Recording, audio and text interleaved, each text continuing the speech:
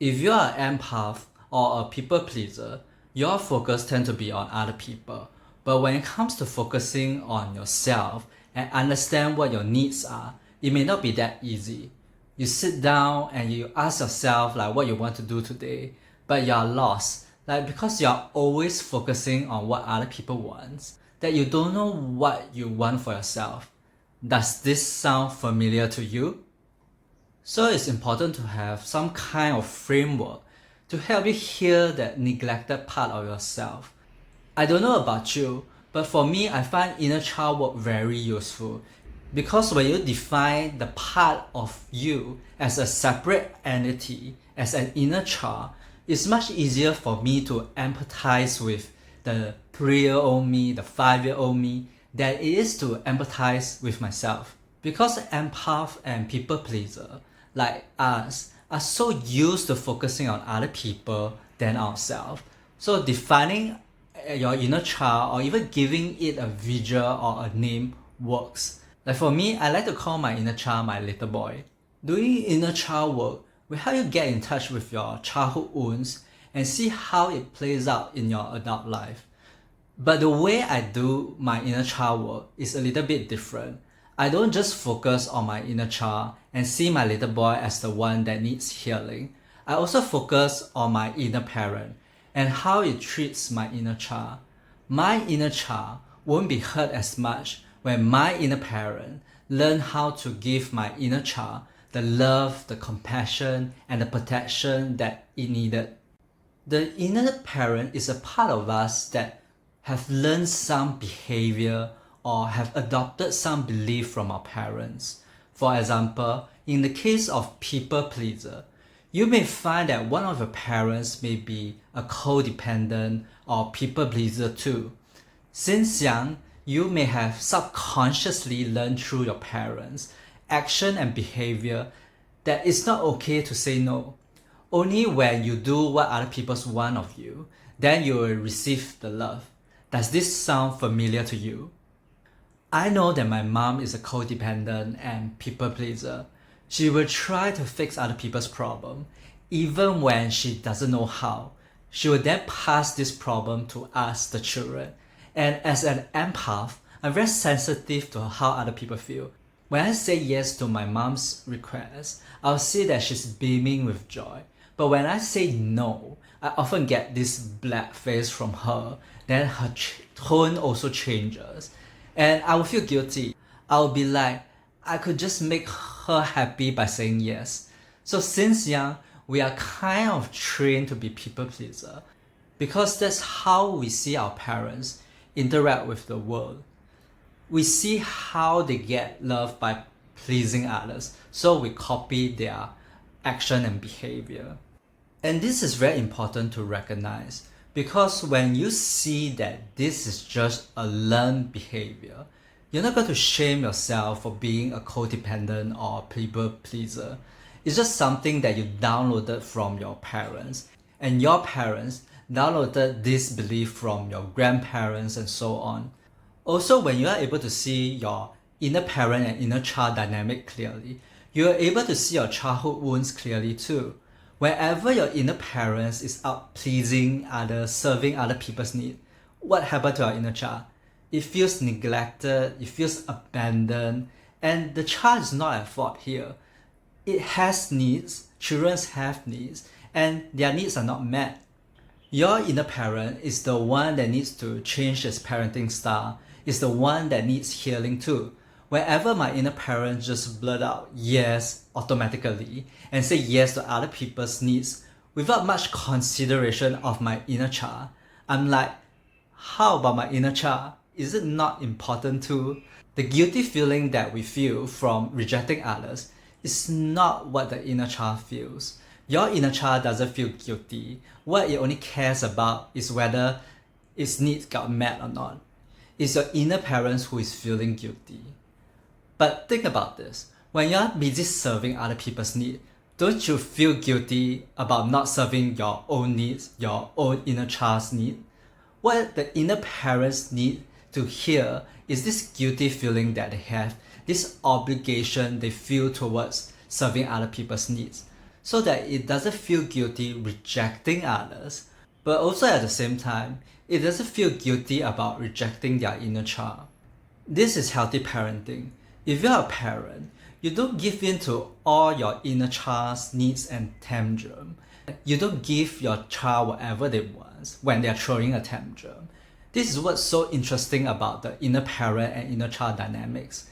You want a balance. You don't want the inner child to just go crazy and run your life like woohoo. Like, you want to listen to their needs, but at the same time you want to reel them in a bit. You want to make sure that their needs and emotions are acknowledged, met, and if they have negative emotion, you want to soothe their emotion and regulate their emotion. But you're not going to do whatever your child is going to tell you to do. You want to consider their option, but you don't want them to be the leader. When it comes to healing your inner child, there are some common childhood wounds that people pleaser and empath experience. Abandonment, neglect, and a lack of trust. And this lack of trust can be due to abuse or other circumstances that may not seem very severe, but can really impact a child. Like in my case, it's not that I don't trust my parents' intention. I know they have good intention. I know they love me, but I just don't feel like they understand me deep enough. And if they don't understand me on a deep level, how would they be able to help me? So since I was a child, I didn't trust them to take care of my needs, especially emotional needs. Like my mom, she's like the number one threat in my life because she brings all the problems she gathered from other people and bring it to me for me to solve, including her own problems. So since I was young, I have to learn to be independent and trust my own instinct, which in a way is great because this makes me more intuitive than most people. Then I can also take care of myself and my own needs. But at the same time, this is why I find it very challenging to be in an intimate relationship because my inner child has a lack of trust in other people. My inner child is afraid that what if other people are like my mom, which is a source of never-ending problem. Like what if they are needy and full of problems? Will my needs get met, or will I be able to handle all these problems that is bring forth towards me? When I do my inner child work, I could see that my inner child feels very resentful when my inner parents go out and help other people, because this is a reflection of my relationship with my mom. So I need to have some kind of balance. I have to come back and soothe my little boy and make sure that my inner parent doesn't always go out and please others so much that my inner child feels unsafe around my inner parent. When you are physically abandoned or emotionally neglected by your parents, or your parents makes you feel like your needs are not important or significant, there is a tendency to do the same to your inner child. Whenever you are out there busy pleasing others, your inner child feels abandoned and neglected, just like how you feel when you were a child. You may feel left out, or you may feel afraid of being left out. You may feel some kind of separation anxiety when people you're attached to don't give you the attention you need. When this happens, it's a clear sign that you need to soothe your inner child and give it the security and love that it desires. It's time for you to pull back your focus on other people and towards your inner child.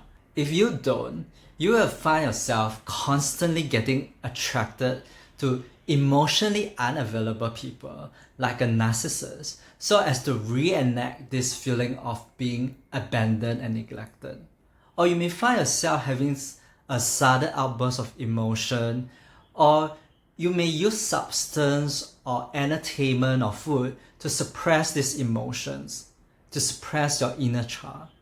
This, in the long term, is not a healthy way of dealing with your emotions. And healing your inner child doesn't take much.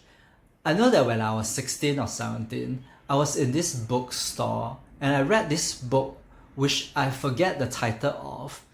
But in the book, I remember that he mentioned you can put a chair in front of you and imagine that you're talking to your inner child or to the 6-year-old you, the 7-year-old you. You can ask your inner child questions like, how are you feeling? What do you enjoy doing? And just allow the answer to come to you. If you can't visualize, you can place a photograph of yourself when you were a kid or an object that reminds you of yourself as a kid. I do something similar. I will talk to my inner child, giving it a name and calling it my little boy. That helps to facilitate the conversation. But I like to feel the inner child in my body instead of using a chair.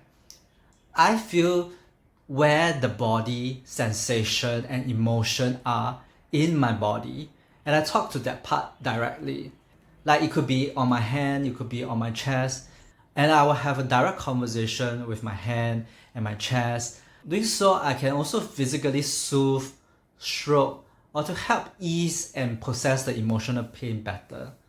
If you want to learn more about how to heal your inner child and your inner parents, or learn more about the dynamics between your inner child and your inner parents, you can check out my book, Parent Yourself Again. I go into more detail in my book, and I will put a link in the video description below. And if you're not sure if you are emotionally neglected as a child, do check out this next video for the signs.